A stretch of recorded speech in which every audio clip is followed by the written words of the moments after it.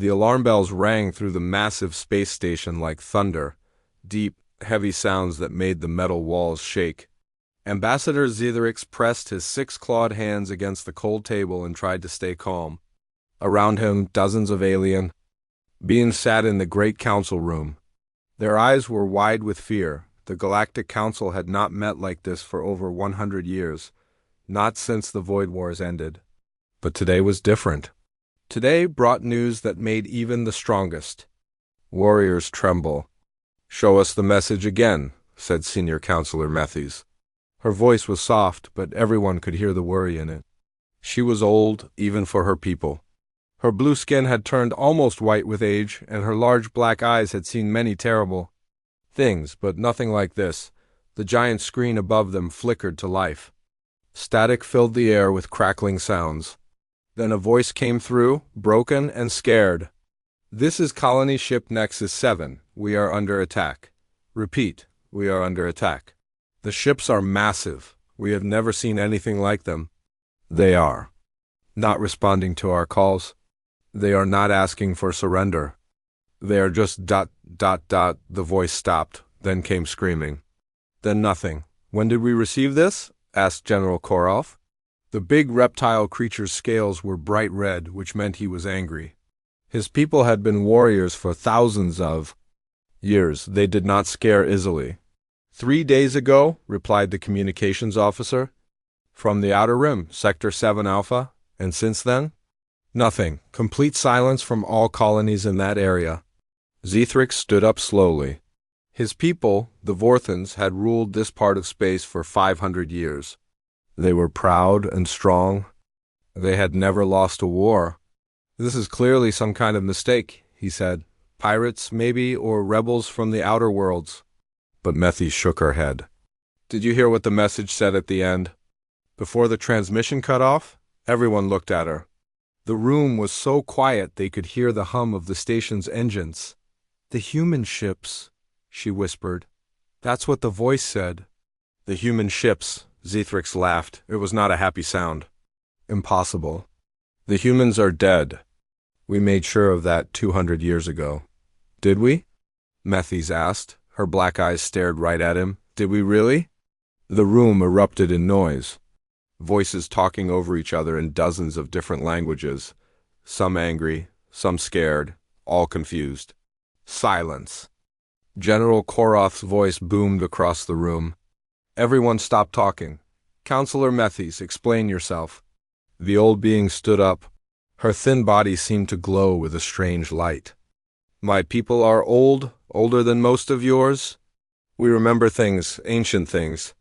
We have stories about a species that refuses to die, a species that grows stronger when you hurt it, a species that never, ever forgets." "Fairy tales, Zethrix said, but his voice was not as strong as before. "Are they?" Methes walked to the center of the room. "We attacked their world, we burned their cities. We killed their children, billions of them. We thought we were being merciful by ending it quickly. We gave them a chance to surrender," said Admiral Takala. Her fish-like features twitched nervously. "They chose to fight. They chose to fight," Methes repeated.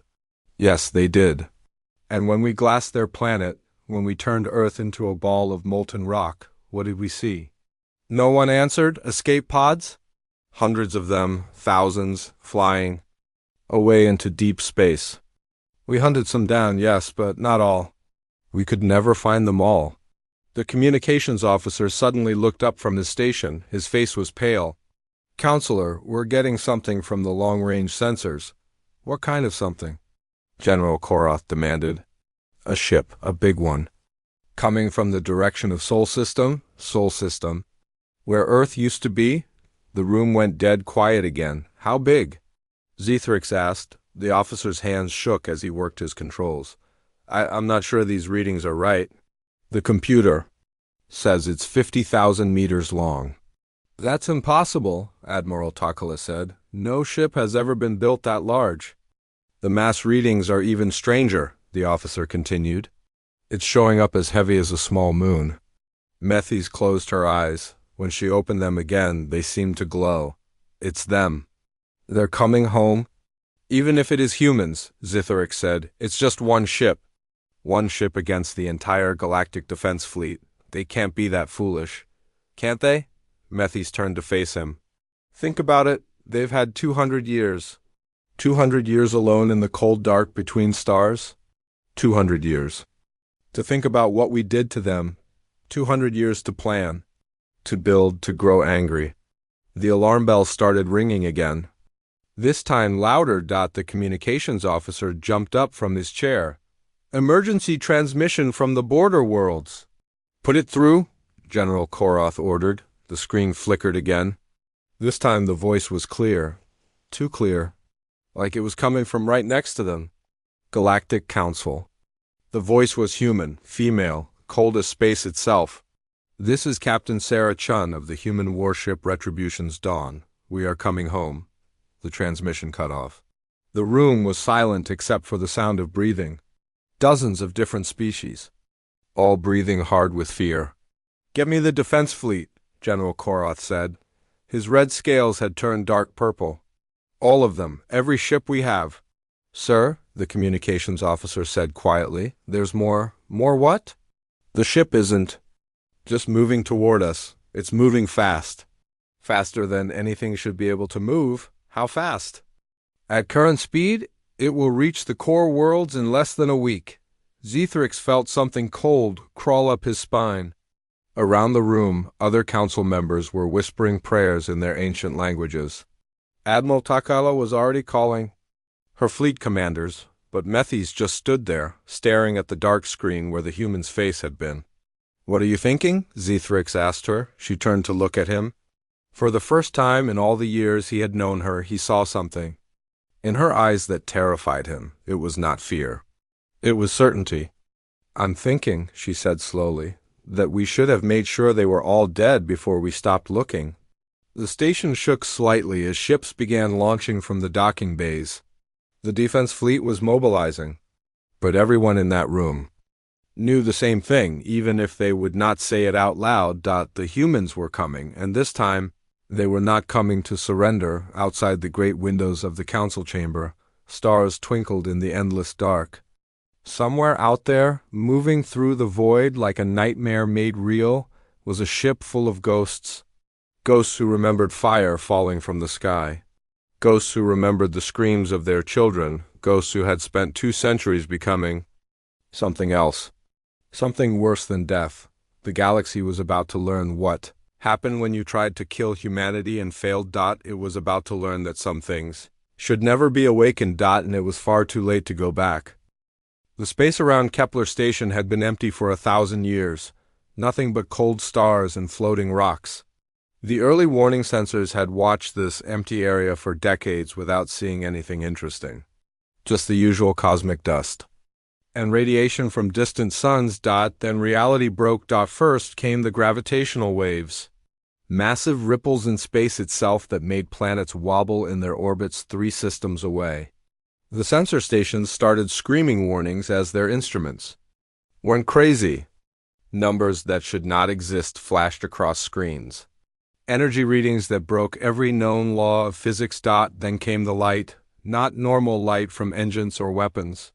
This was something else. Something that hurt to look at even through filtered screens. It was like watching a star being born and die at the same time. Finally came the ship, the human warship Retribution's Dawn dropped out of impossible space like a mountain falling from heaven, 50 kilometers from front to back, 20 kilometers wide, 15 kilometers tall. It was not built like other ships in the galaxy. Those were made for speed and grace. This thing was made for one purpose only. War. The hull was black. Not painted black, black like the space between stars, black like the heart of a dead sun. But when the light hit it just right, you could see patterns, symbols carved deep into the metal. Names, billions and billions of names. Every human who had died when the galaxy burned their world. Captain Sarah Chun stood on the bridge of this impossible ship. She looked human still, mostly. 2 arms, 2 legs, a head with brown hair. But her eyes were different now.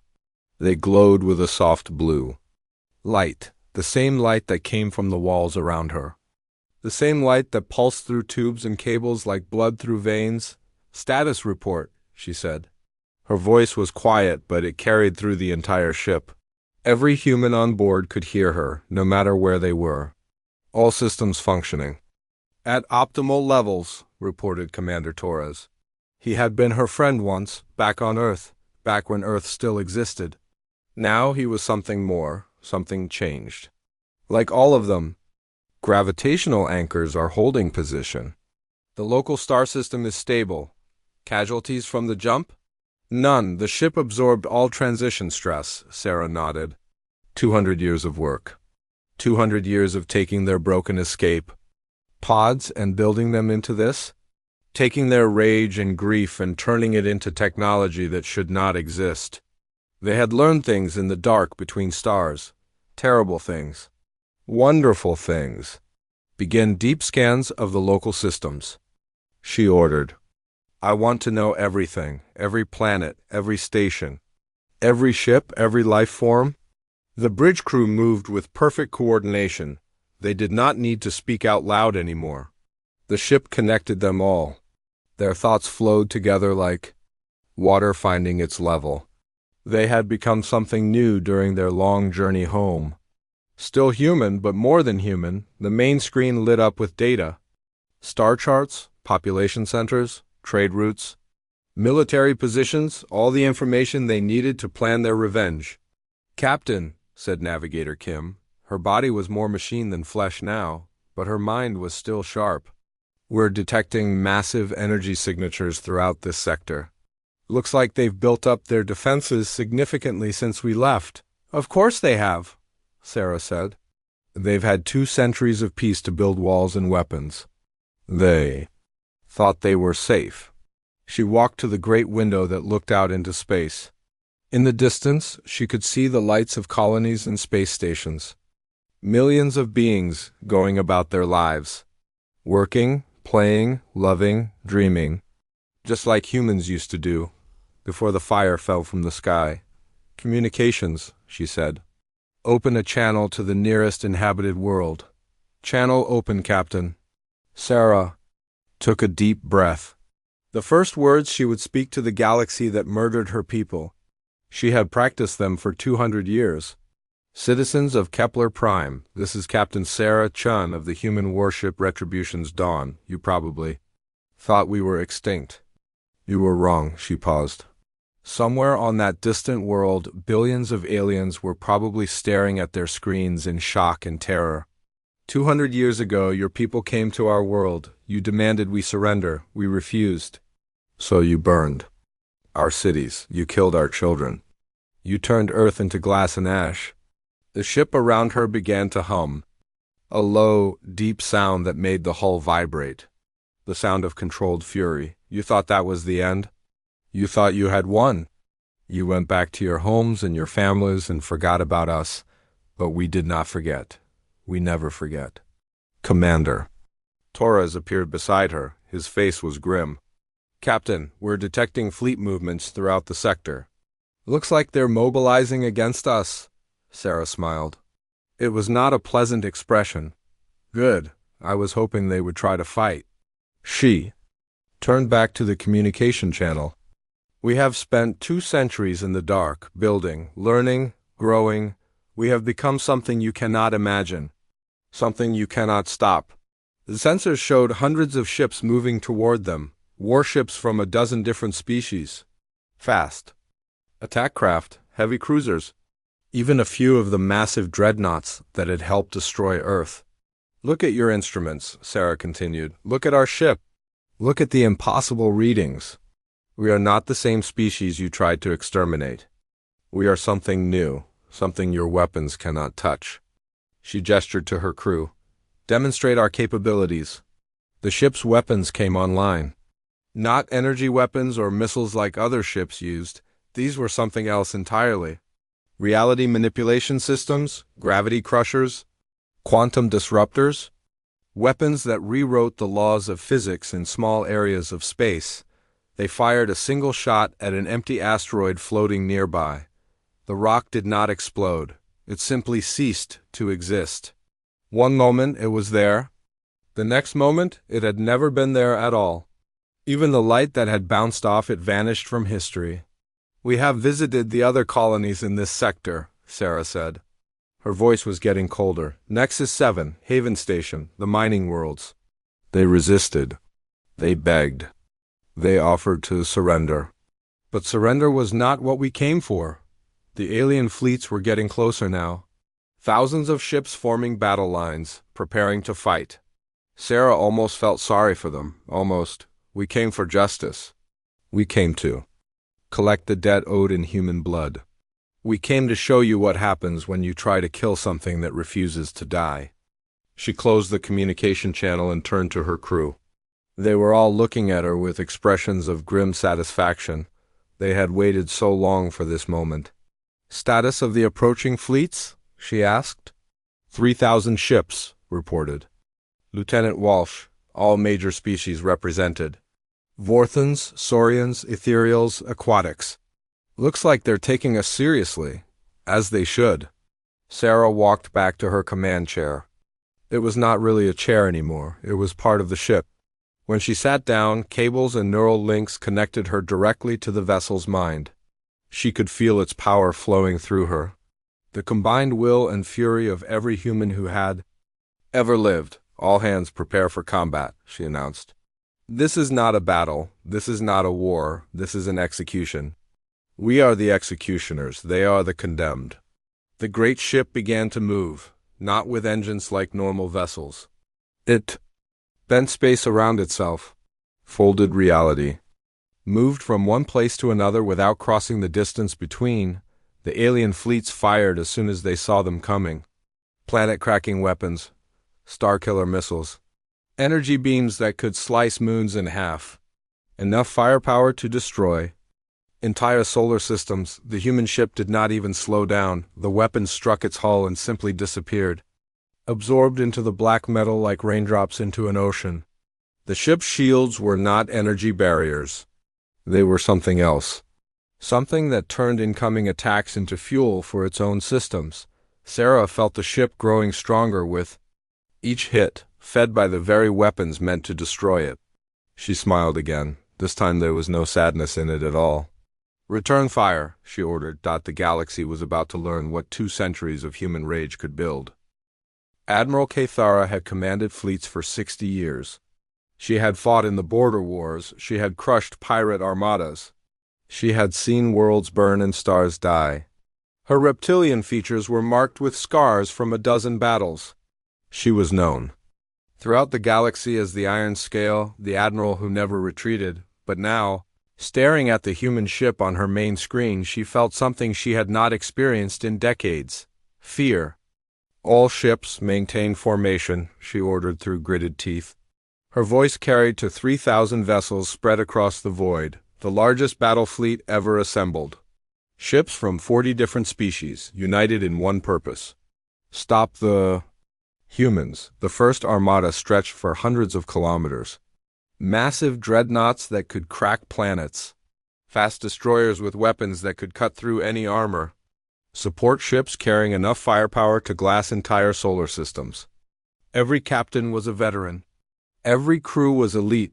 It should have been enough. "Admiral," called her sensor officer. "The human vessel is changing course. It's heading directly toward us." "Speed?" "Impossible to calculate. It's not using conventional engines." "Space itself is bending around it," Cathara nodded grimly.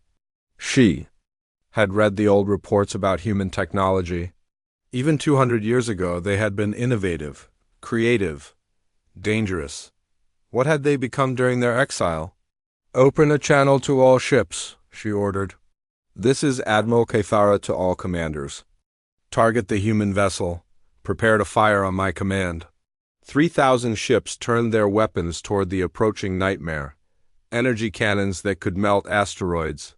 Quantum torpedoes that could tear holes in space. Plasma beams hot enough to ignite atmospheres. Every weapon in the galactic arsenal pointed at one target. "Admiral," said Captain Vex from the bridge of the dreadnought Voidhammer, "are you certain about this? Maybe we should try to negotiate." "Negotiate?" Cathara's scales flashed bright red with anger. They attacked our colonies without warning. They killed millions of civilians. There will be no negotiation, but even as she said it, she wondered. The colonies they had lost contact with. What exactly had happened to them? The reports were confusing. Some said the humans had simply destroyed everything. Others claimed something far worse, that the human ship was getting closer. Close enough now to see details on the hull? The carved names, the symbols. The way light seemed to bend around it like it was too heavy for reality. Distance to target? Cathara asked. 100,000 kilometers and closing. All ships, prepare to engage. Full power to weapons. The space around them lit up as 3,000 warships charged their guns. Enough energy to level continents? Enough force to shatter moons. The combined might of galactic civilization focused on one target, 50,000 kilometers. Cathara could see the human ship clearly now. It was not just big, it was wrong. The proportions were all off. The angles hurt to look at. It moved through space like a living thing, pulsing with dark energy. 20,000 kilometers.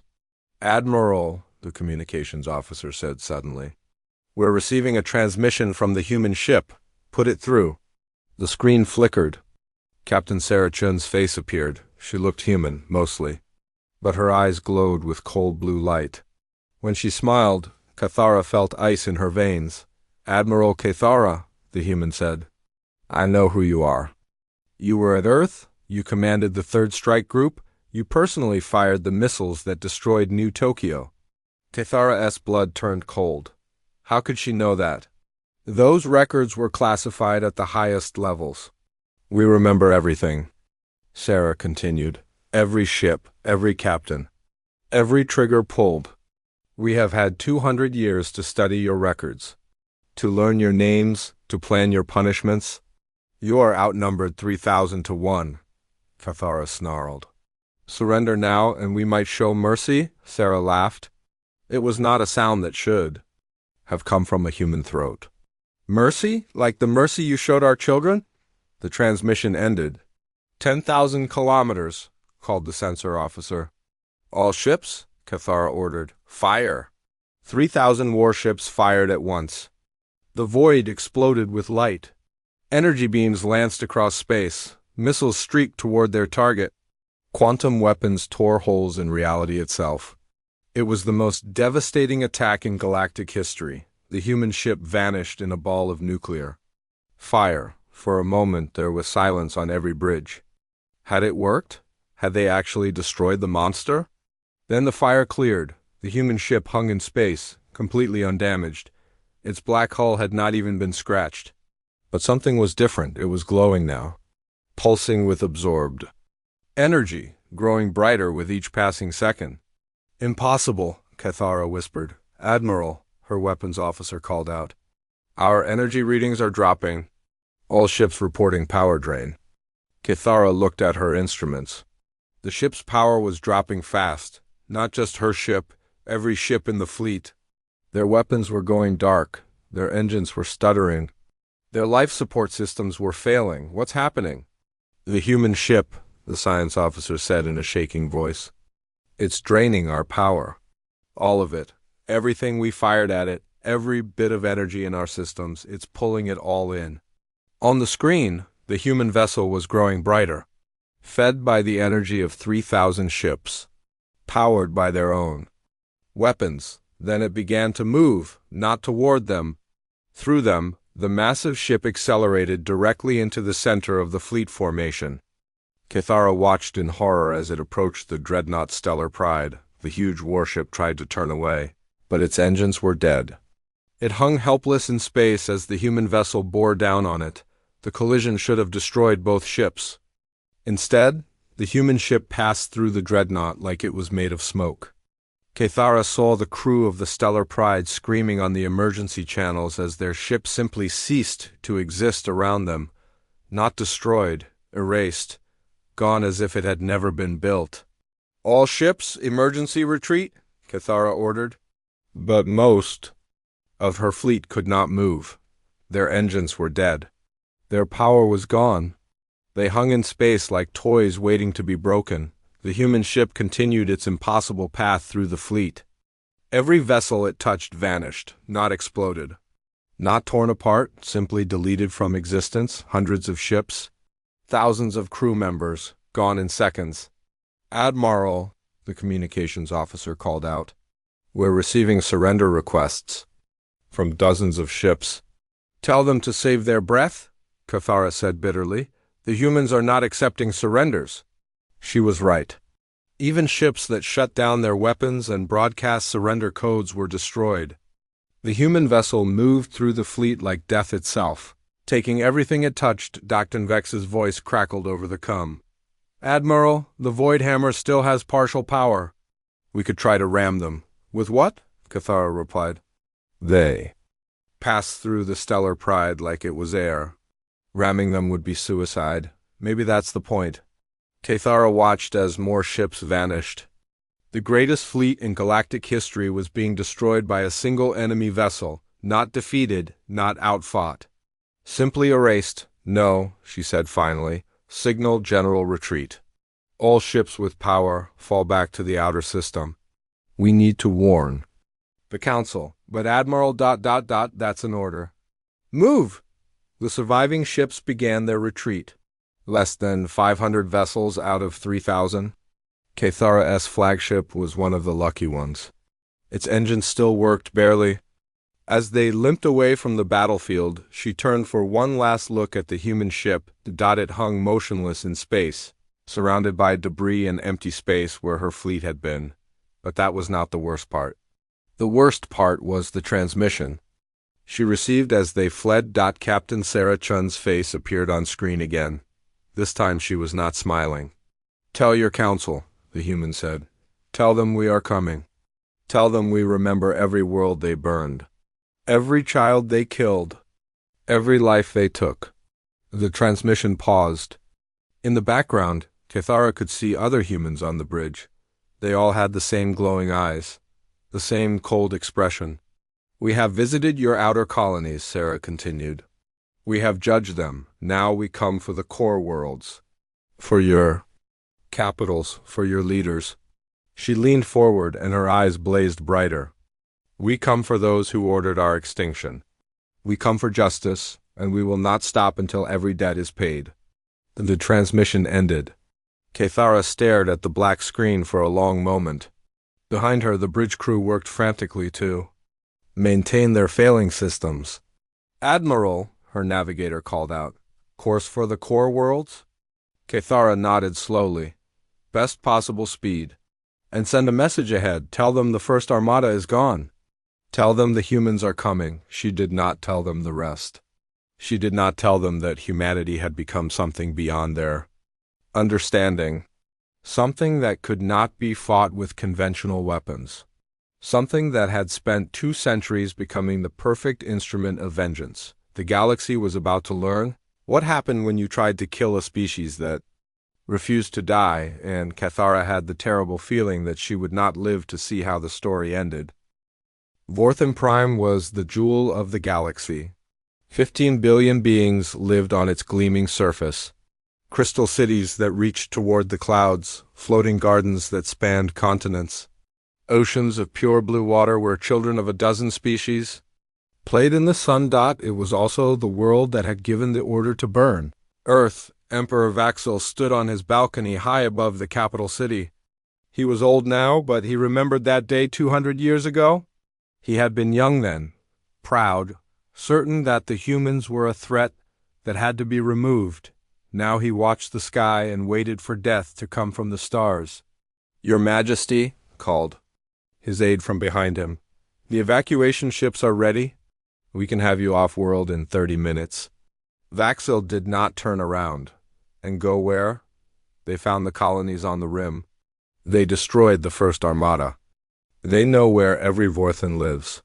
The news had been coming in for days, the human ship moving from system to system, world after world going dark.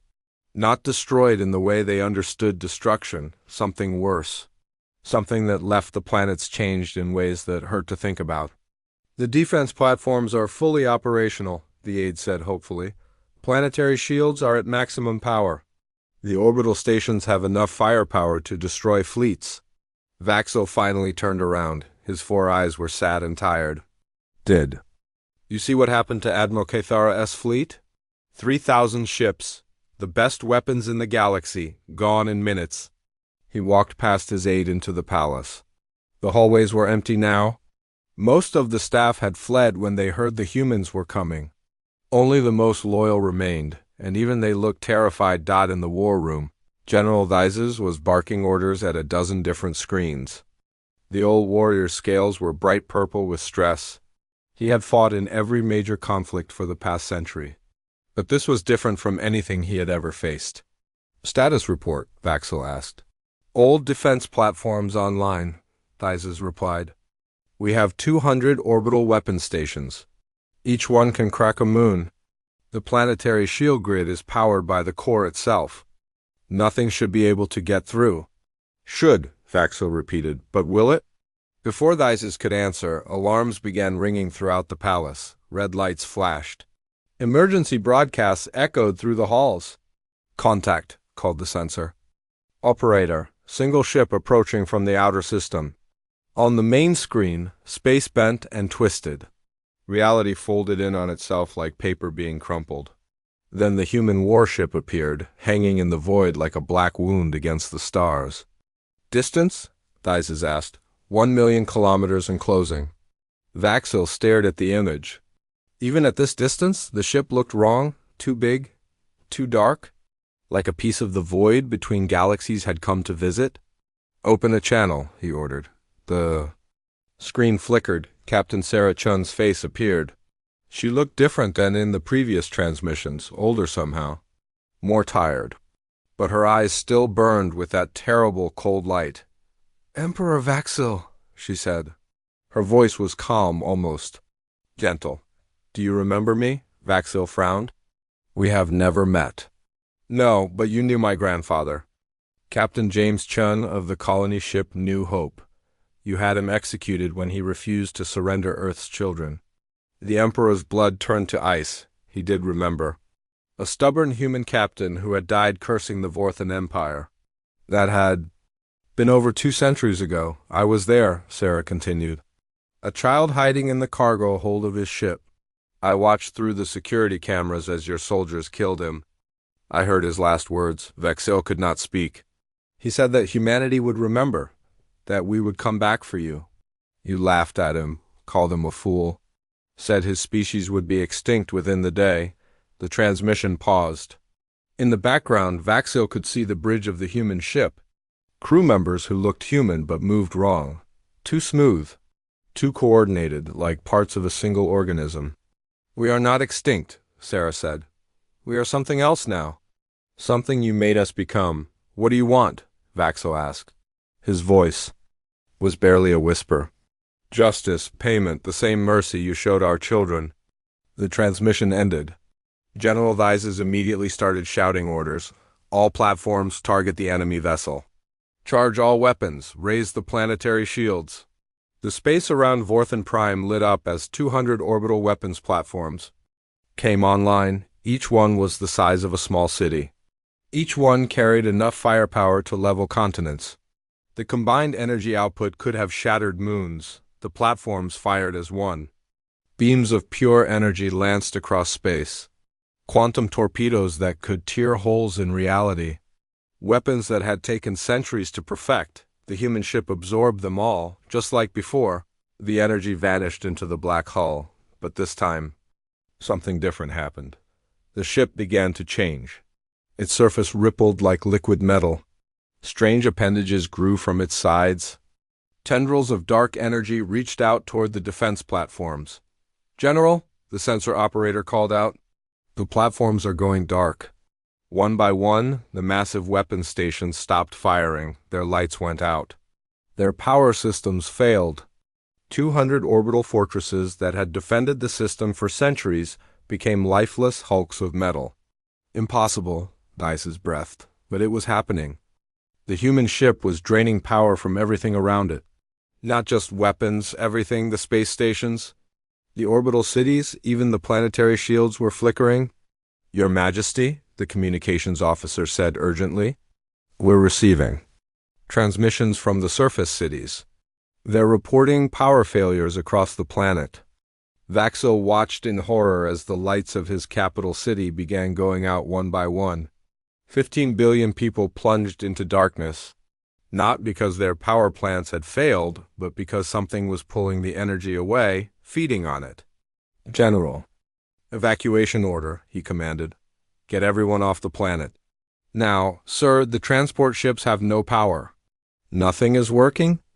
On the screen, the human warship was growing. Not physically larger, but somehow more present.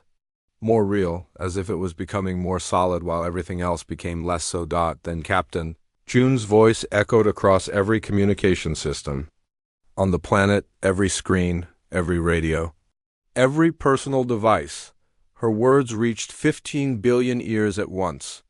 Citizens of Vorthen Prime, you live on the world that ordered humanity's extinction. Your leaders gave the command. Your factories built the weapons. Your people celebrated when Earth burned. Panic spread across the planet like wildfire. In the cities below, Vaxil could see crowds of people running in the streets. But there was nowhere to run. No ships that could fly. No power for the transportation systems. We do not seek your destruction, Sarah continued. Destruction is quick. Destruction is merciful. What we seek is understanding. The human ship moved closer to the planet. As it did, strange things began happening on the surface. The very air started to shimmer. Buildings began to change color. People stopped running and stood still, staring at nothing. What is that? Dizes asked. The science advisor checked his instruments. What little power they had left showed impossible readings. It appears to be some kind of field. It's affecting the quantum structure of matter on the planetary surface. In simple terms, they're changing the planet at the atomic level. Vaxil felt his legs give out. He collapsed into his command chair as the full horror hit him. Changing it into what? Unknown. The readings don't match anything in our databases. Sarah's voice continued its broadcast. You will experience every death that humanity suffered, every moment of pain, every second of terror, but you will not die. Death would be escape. Instead, you will live through each execution, each burning, each scream. The Emperor looked at his hands. They were starting to glow with a faint blue light. The same light he had seen in the human captain's eyes. Not just for days or years, Sarah said, for centuries, for millennia. You will understand what it means to watch your children burn, to see your world turn to glass, to float in the cold dark between stars with nothing but rage to keep you warm. General Thizes was glowing now too. So were all the staff in the war room. The blue light was spreading through the palace, through the city, across the planet. This is impossible, Thizes said. But his voice was different now, slower, echoing strangely. Time will move differently for you, Sarah explained. What seems like minutes to the outside universe will be years for you. Decades. You will have plenty of time to think about what you did, to regret it, to understand why we have come home. Vaxil tried to stand but found he could not move. His body was changing, not dying, changing into something else, something that could experience pain without end, consciousness without escape. The first death you will experience, Sarah said, belongs to Maria Santos, age 7. She was playing in her garden when your missiles fell. She called for her mother as the fire consumed her. Suddenly Vaxil was not in his palace anymore. He was a small human child in a burning garden. He could feel the flames on his skin, hear himself screaming in a voice that was not his own. Feel the terror and confusion of a 7-year-old who did not understand why the sky was falling, but part of him was still himself. Still the Emperor who had given the order. Still able to understand that this was his punishment. The pain lasted forever. When it finally ended, Sarah's voice came again. That was 1 death out of 10 billion. We have plenty of time. The news spread across the galaxy faster than light itself. Vorthen Prime was gone. Not destroyed. Changed. 15 billion beings trapped in eternal punishment, experiencing the deaths of humanity over and over again. The most powerful empire in galactic history had fallen to a single ship on the planet Refuge. Ambassador Kell of the Peaceful Coalition received the transmission with shaking hands. His people had opposed the war against humanity 2 centuries ago. They had voted against the attacks. They had tried to save who they could. Now he wondered if that would be enough. "Get me a channel to the human ship," he ordered his communications. "Staff, Priority 1, full diplomatic protocols." The response came faster than expected. Captain Sarah Chin's face appeared on the main screen. She looked tired, ancient, as if she carried the weight of 10 billion ghosts on her shoulders. "Ambassador Kell," she said. Her voice was quieter than in the other broadcasts. Less cold. "Your message was received. Captain Chun, on behalf of the Peaceful Coalition, I want to express our deepest regret for what happened to your people. We tried to stop it. We voted against every military action. We saved who we could." Sarah nodded slowly. "We know. Your ships carried human refugees to safety. Your worlds opened their doors to our survivors. We have not forgotten that either." Kell felt a wave of relief wash over him. "Then you understand that not all of us supported what happened to Earth." "Yes. And that is why your worlds will be spared. Your people showed mercy when they could have turned away, honor when they could have chosen profit, courage when they could have remained silent." The ambassador closed his eyes and sent a silent prayer to whatever gods were listening. The Coalition's 12 worlds were safe. Their 4 billion citizens would live. "But know this," Sarah continued, "we are not done. The debt has only begun to be paid. Every world that supported the genocide, every leader who gave orders, every soldier who pulled a trigger, they will all be visited. They will all be judged." The transmission ended. Kell sat back in his chair and tried to process what he had heard. The humans were making a list, checking it carefully, rewarding those who had shown kindness, punishing those who had shown cruelty. It was justice. Cold, perfect, terrible justice. Across the galaxy, other worlds were receiving similar visits. The Aquatic Federation, whose leaders had secretly helped human refugees escape, found their worlds protected by strange energy shields. Nothing could harm them. Their enemies' weapons simply stopped working when pointed at Coalition ships. The Mining Guild, who had sold weapons to the extermination fleets, watched their asteroids turn to dust. Their equipment stopped working. Their workers found themselves experiencing the memories of human miners who had died in the bombardments. Species after species learned that humanity remembered everything, every kindness, every cruelty, every choice made 2 centuries ago. On the bridge of Retribution's dawn, Captain Sarah Chun stood before a massive holographic display. It showed the entire galaxy with millions of points of light. Green for those who had helped, red for those who had participated, yellow for those who had remained neutral. There were far too many red lights. "Status report," she said to her crew. "Commander." Torres consulted his instruments. "We have visited 47 worlds. 32 have been judged and found guilty. 15 have been spared or protected. The pattern is holding. Resistance? Minimal. Word has spread about what happened to Vorthan Prime. Most worlds are evacuating their leadership. Some are trying to hide. A few are attempting to negotiate." Sarah nodded. She had expected this. Fear was spreading faster than their ship could travel. The galaxy was learning what happened when humanity returned from the dead. "Captain," said Navigator Kim, "we're receiving a transmission from the Galactic Council. They're requesting a meeting." Sarah almost smiled. "After 2 centuries, now they want to talk?" The message came through on all frequencies. Senior Counselor Methy speaking. "For what remained of the Galactic Government." "Captain Chun, this is Senior Counselor Methy's of the Galactic Council. We request an immediate ceasefire. We wish to discuss terms for peace." Sarah considered the request. She could see the fear in the old being's eyes. The same fear that human children had felt when the bombs fell. "Very well," she said finally. "I will meet with your council. But know this, we did not come to negotiate. We came to collect what is owed. The meeting was set for neutral space. The ancient station Harmony Point, built long ago as a place where different species could talk without fear.